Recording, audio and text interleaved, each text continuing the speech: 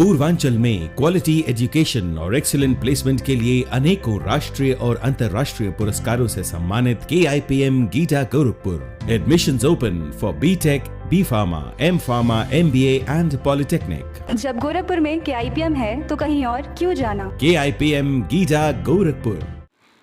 क्या आपको भी मुंह से बदबू आती है और आप शर्मिंदगी का शिकार होते हैं? किसी से बात करने के पहले 100 बार सोचते हैं कि अरे मैं उसके सामने बोलूं या चुप रहूं, क्योंकि कहीं ना कहीं बात हो जाती है हमारे मुंह से निकलने वाली बदबू की। लेकिन हम समझ नहीं पाते हैं, क्योंकि ब्रश भी किया 2 टाइम, खाने के बाद कुल्ला भी किया, ऐसा क्या रह गया कि हमें मुंह की बदबू आ रही है। कई बार हम सोचते हैं कि अरे हमें पारिया तो नहीं है, और कहीं ना कहीं हम संकोच करते हैं इस बात को बताने से कि मेरे मुंह से बदबू आ रही है। शर्मिंदा होते हैं, और इस शर्मिंदगी के कारण ना तो हम डॉक्टर के पास जाना पसंद करते हैं और ना हम इस बारे में किसी से बात करना पसंद करते हैं। कहते हैं ना कि जब तक बीमारी बड़ी ना हो जाए तब तक हम डॉक्टरों के पास जाने का रुख नहीं करते हैं। ये बात पैसे बचाने की नहीं होती है, वक्त बचाने की नहीं होती है, कहीं ना कहीं एक शर्मिंदगी की होती है कि किसी को अगर पता चले कि मुझे ये बीमारी है तो लोग क्या सोचेंगे। नमस्कार, मैं हूं दिलजीत और आप देख रहे हैं एक्स्ट्रा न्यूज लाइव।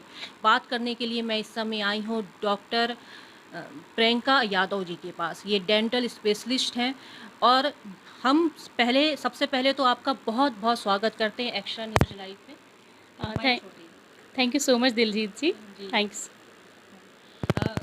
मैम, पहले तो आपके बारे में हम जानना चाहते हैं कि आप मैक्स की डायरेक्टर हैं। ये मैक्स क्या है? MSCS, this is a MSCS organization. It's a like doctors organization. We are running for needy children, and in health sector we are working in many sectors. हम काफ़ी सारे सेक्टर्स हैं जिनमें वर्क करते हैं, जैसे कि जो पुअर बच्चे हैं, स्लम्स में रहते हैं, रैग पिकिंग करते हैं, उनकी प्रॉपर एजुकेशन के लिए, उनके हेल्थ के लिए, और डिसेबल्ड जो लोग हैं, जैसे सपोज़ जिनके पास ट्राईसाइकिल नहीं है, जो आपने कई बार देखा होगा, जो अपना जीवन यापन कर रहे हैं, सड़क पर किनारे बैठे आपको कभी दिखे होंगे। तो एक्चुअली ऐसे लोग जो जिनमें एक जज्बा है कुछ काम करने का, बट उन्हें नीड है, ऐसे लोगों की हम मदद करते हैं हमारी संस्था के द्वारा। और हमारी संस्था के मेंबर्स हैं ऑल ओवर इंडिया से, उसमें डिफरेंट ब्रांचेस के डॉक्टर्स भी हैं, कुछ ऑफिसर्स भी हैं जिनका हमें निरंतर सपोर्ट रहता है। जी, ये तो हो गया कि मैक्स क्या है।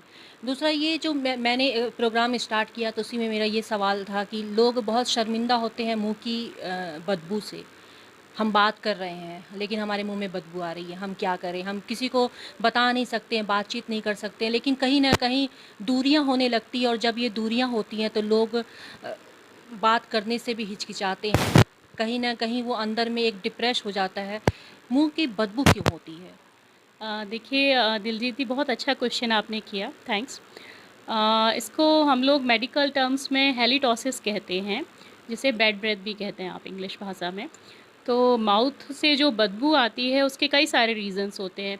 सिर्फ एक ही कारण नहीं है कि आप अच्छे से ब्रश नहीं कर रहे हैं, या आपने बहुत लोगों का मिथ होता है कि मैं तो इतने टाइम्स बहुत अच्छे से अपनी हेल्थ का ध्यान रखता हूँ, फिर भी ऐसा क्यों है कि मेरे मुंह से बदबू आती है। तो इसके कई सारे कारण होते हैं। कुछ लोगों को बहुत सारी ऐसी बीमारियां भी होती हैं, जैसे कि आपको कोई सांस की बीमारी है, किसी को स्टमक से रिलेटेड कुछ डिजीज़ है, गैस्ट्रिक प्रॉब्लम्स हैं। कभी कभी ऐसा होता है कि आप बहुत टाइम तक लॉन्ग फास्टिंग कर रहे हैं, या आपने पानी नहीं पिया है प्रॉपरली, तो उसके कारण भी हमारे माउथ से बैड ब्रेथ आती है। कभी कभी लोग होते हैं कि आपने कुछ खाना खाया, उसके बाद फूड पार्टिकल्स हैं जो कि आपके माउथ में रह गए, आपने सही से माउथ रिंस नहीं किया, कुल्ला नहीं किया, तो उसके कारण भी माउथ में आपके बैक्टीरियाज डेवलप होते हैं, जो भी एक कारण है मुंह से बदबू होने का। कुछ लोगों में बीमारियां होती हैं, जैसे कि पायरिया है, गम्स आपके इन्फ्लेम्ड हैं, बहुत लोगों के होते हैं। कुछ अल्सर्स होते हैं माउथ्स में, अनहीलिंग, उस तरह के केसेस में भी हम लोगों ने देखा है कि बैड ब्रेथ काफ़ी ज़्यादा कॉमन देखा गया है। फिर आमतौर पर आप देखेंगे ज़्यादातर लोग चाय कॉफ़ी बहुत ज़्यादा लेते हैं, तो उन लोगों में भी ये देखा जाता है कि बैड ब्रेथ अक्सर कई सारे ऐसे केसेस होते हैं जिनमें ये भी एक रीज़न है, चाय कॉफ़ी का कंजप्शन जो लोग बहुत ज़्यादा फ्रिक्वेंटली करते हैं। फिर कुछ लोग हैं, आप अल्कोहल जो बहुत ले रहे हैं, टोबैको जो बहुत ज़्यादा ले रहे हैं, ये सारी चीज़ें क्या होती हैं, हमारे ओरल हेल्थ को इफ़ेक्ट करती हैं। तो ये भी एक रीज़न है बैड ब्रेथ का। ये तो सारी चीज़ें हो गई कि हम बुरी आदतों का जब हम प्रयोग करते हैं, या अल्कोहल ले रहे हैं या कुछ खा पी रहे हैं। कई बार ऐसा होता है कि हम इन सब चीज़ों से बहुत दूर हैं, हम कुछ भी ऐसा नहीं कर रहे हैं, फिर भी हमारे मुंह से बदबू आ रही है। ये क्यों आ रहा है? टूथपेस्ट की वजह से? ब्रश करने का सही तरीका क्या इस वजह से भी बदबू हो सकती है? बिल्कुल, बहुत अच्छा आपने सवाल किया। बहुत से ऐसे लोग हैं जो प्रॉपरली कई बार टंग क्लीन भी नहीं करते हैं। आप रूरल एरियाज़ में जाइए, वो लोग मतलब आपको पता होगा कि वो कुछ ऐसा गुलमंजन एक होता है, जिससे वो अपने टीथ साफ़ करते हैं। बहुत बार हमने देखा है उनके टीथ एकदम काले होंगे, और मतलब वो बट कहते हैं कि इसको लगाने से हमें बहुत आराम मिलता है, हमें बहुत अच्छा लगता है। फिर हम पूछते हैं कि आप कौन-सा ऐसा पेस्ट करते हैं, देन वो बताते हैं कि इसको गुलमंजन हम करते हैं। तो इस तरह के केसेस में भी क्या होता है, उनके गम इन्फ्लेम्ड हो रहे हैं, उनकी ओरल हेल्थ ख़राब हो रही है, लेकिन पेशेंट को नहीं मालूम होता है ये चीज़ें। तो ये भी एक रीज़न है कि आप प्रॉपर टूथपेस्ट यूज़ नहीं कर रहे हैं। जैसे फ्लोराइड जो हम लोग युक्त जो पेस्ट आते हैं मार्केट में, या जो हम लोग डेंटल सर्जन जो प्रिस्क्राइब करते हैं, उस तरह के टूथपेस्ट बहुत लोग यूज़ नहीं करते हैं। तो ये भी एक रीज़न है। गाँव में इवन हम लोगों ने कुछ केसेस में ये भी सुना है कि लोग आप ये जो सर्फ़ होता है या जो राख होती है, जिससे ये चूल्हा वगैरह जो जलाते हैं, वो उससे भी मतलब पेस्ट अपना मतलब उसको भी पेस्ट की तरह यूज़ करते हैं। तो ये सारे फैक्टर्स भी हैं। आप कई बार रूरल एरिया के लोग आएँगे तो आप देखते होंगे कि ज़्यादातर उनमें वो परसेंटेज आपको ज़्यादा मिलता है कि स्मेल क्यों आ रही है। हालाँकि कुछ लोग उनमें ये भी हैं जो नीम की दातुन करते हैं, वो काफ़ी अच्छा माना जाता है ओरल हेल्थ के लिए, क्योंकि वो आयुर्वेदिक से रिलेटेड है। तो ये सारी रीज़न्स। ये तो हो गया कि चलो ठीक है, ये सारी चीज़ें।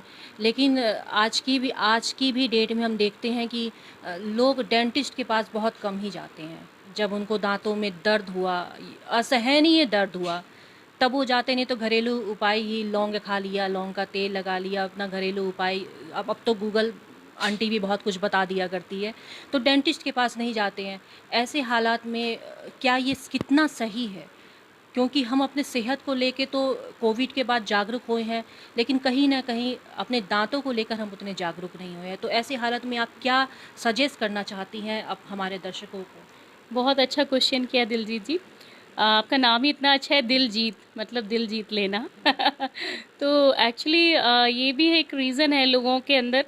देखिए, माउथ में हमारे टीथ होते हैं तो 32, कई बार हम लोग भी सोचते हैं ये कि पेशेंट इतना मतलब अवॉइड करते हैं, क्योंकि मुंह में 32 दांत है, एक नहीं है, तो उनको लगता है 1-2 निकल गए तो कोई प्रॉब्लम नहीं, बट ऐसा नहीं है। गॉड ने जो आपको चीज़ दी है उसकी एक इम्पॉर्टेंस है, क्योंकि जो ओरिजिनल है वो ओरिजिनल है। तो बट लोग नेग्लेक्ट करते हैं ओरल हेल्थ को हमारी कंट्री में बहुत ज़्यादा, जबकि ऐसा आप बाहर जाएंगे, इंडिया से बाहर उन कंट्रीज़ में ऐसा नहीं है, अब्रॉड में ये सारी चीज़ें। इवन अब तो हमारे खुद इंडिया में जो ऐसे सिटीज़ हैं लाइक मेट्रो सिटीज़ हैं, वहाँ पे पीपल आर वेरी अवेयर, तो वो अपनी ओरल हेल्थ का बहुत अच्छे से ध्यान रखते हैं। एवरी 6 मंथ में विज़िट करते हैं वो डॉक्टर को। इंडिया में ये भी है कि कहीं कहीं पर देखेंगे आप, ज़्यादातर जगह क्वैकरी भी है। जो रूरल एरियाज़ हैं वहाँ पे क्वैक्स बैठे हुए हैं, तो लोग उनको सस्ते दामों में भी कई बार इलाज अपना करा लेते हैं। तो ये कई सारे ऐसे फैक्टर्स हैं जो प्रॉपरली उन्हें मिसगाइड भी करते हैं, और वो डॉक्टर के पास नहीं पहुंच पाते, और जो सही सलाह उन्हें लेनी चाहिए उससे वो वंचित रह जाते हैं। जी, बहुत शुक्रिया। मतलब हर 6 महीने पर हमें कोई तकलीफ़ हो या ना हो, पर हमें डेंटिस्ट के पास ज़रूर जाना चाहिए। बाकी अगर हमें कुछ तकलीफ़ होगी तो वो डॉक्टर बताएँगे।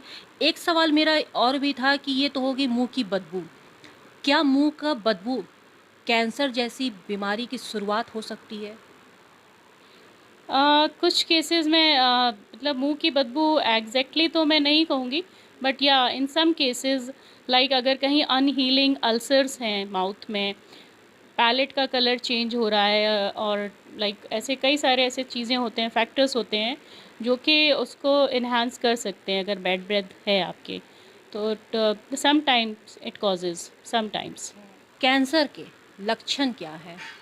क्योंकि कई बार होता है कि हमें महसूस होता है, लेकिन हम इग्नोर करते हैं उस चीज़ को। तो मेन लक्षण क्या है कैंसर? देखिए, सबसे पहला जो लक्षण है आप नोटिस करेंगे वो है कि माउथ ओपनिंग कम होना।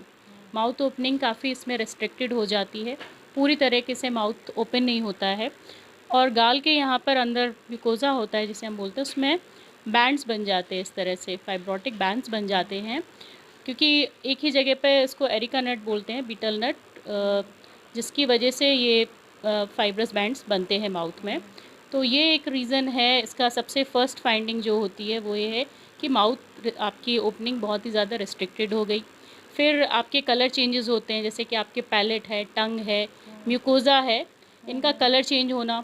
बहुत से लोगों में होता है कि टेस्ट बड्स उनके चले जाते हैं, जैसे टेस्ट नहीं आता कुछ भी खा रहे हैं, या उन्हें बहुत ज़्यादा बर्निंग सेंसेशंस हो रहा है। तो ये कुछ फैक्टर्स हैं जिससे कि जब वो डेंटिस्ट के पास जाते हैं तब उन्हें पता चलता है कि उन्हें ये लाइक ओरल कैंसर की मतलब ये स्टेजेस हैं उनकी स्टार्ट हो गए हैं। नमक वगैरह भी लगता होगा? हाँ जी, हाँ जी, हाँ जी, हाँ जी, हाँ, हाँ, हाँ। इसका इलाज क्या है? अब तो ये शुरुआती लक्षण पता चल गया, शुरुआती इलाज क्या है इसमें कि अब यहीं से ही अब कैंसर आगे की तरफ ना बढ़े? देखिए, इनिशियल स्टेज पर जब पेशेंट हमारे पास आता है, अगर जब माउथ ओपनिंग बहुत ही ज़्यादा कम है, तो एक एंटीऑक्सीडेंट हम लोग उन्हें सजेस्ट करते हैं कि आप एंटीऑक्सीडेंट जितना ले सकते हैं अधिक से अधिक मात्रा में लें, ताकि आपके सेल्स फिर से रीजेनरेट हो सकें। तो उसके लिए टोमेटो का सूप है, वो हम लोग सजेस्ट करते हैं पेशेंट को कि आपको लेना है। एंटीऑक्सीडेंट मेडिसिन्स हम उनको प्रिस्क्राइब करते हैं कि वो आपको लेना है। अगर कुछ केसेस ऐसे होते हैं जहाँ बहुत ज़्यादा प्रॉब्लम हो रही है, तो इंजेक्शंस भी दिए जाते हैं आपके म्यूकोज़ा में, जहाँ चीक में जहाँ फाइब्रोटिक बैंड्स बन रहे हैं। और फिर कुछ ऐसे केसेस होते हैं, इसमें भी क्योंकि स्टेजेस होती हैं, हम ऑब्ज़र्व करते हैं कि अगर इनिशियल स्टेज में मेडिसिन से नहीं सही हो रहा है, देन फिर हम लोग बायोप्सी करते हैं उसकी। उसमें फिर हम देखते हैं कि क्या फाइंडिंग में है। फिर कुछ सर्जिकल प्रोसीजर्स होते हैं, इसमें सर्जरी के द्वारा भी इसको सही किया जा सकता है, रेडियोथेरेपी होती है। तो ये सारे कुछ मतलब उपाय हैं जो हम लोग करते हैं। कुछ लोगों से मैं मिली हूँ जो अक्सर गुटखा उटखा खाने के वो शौकीन रहे हैं, अब उनके मुंह में छाले पड़ गए, अब वो जैसे ज़रा भी नमक, ज़रा भी मसाला, ज़रा भी सब्जी, कुछ भी खाने में उन्हें दिक्कत होती है। ऐसे में वो अपने आप ही मेडिकल स्टोर से दवाइयाँ और कुछ मलम लेकर लगा लिया करते हैं, फिर भी ठीक नहीं होता साल दर साल। तो क्या ये भी आने वाले दिनों में कैंसर का रूप ले सकता है, या क्या कहाँ तक ये सही है अपने यहाँ पे इलाज करवाना?